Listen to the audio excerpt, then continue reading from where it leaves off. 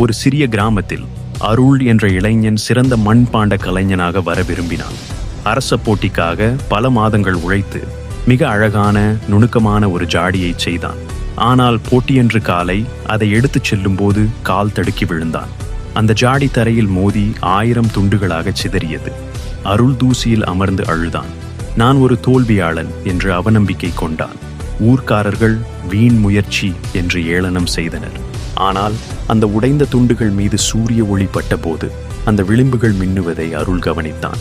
அவன் அந்த துண்டுகளை எரியவில்லை. அதற்கு பதிலாக தங்கப்பொடி கலந்த பசையை எடுத்து அந்த துண்டுகளை மீண்டும் இணைக்கத் தொடங்கினான். விரிசல்களை அவன் மறைக்கவில்லை, மாறாக அவற்றை அழகுபடுத்தினான். தங்க கோடுகள் நிறைந்த அந்த ஜாடியுடன் அவன் அரண்மனைக்கு தாமதமாகச் சென்றான். அரசர் அதை பார்த்து புன்னகைத்தார். மற்றவர்கள் பூரணமான அழகை கொண்டு வந்தார்கள் என்றார் அரசர்.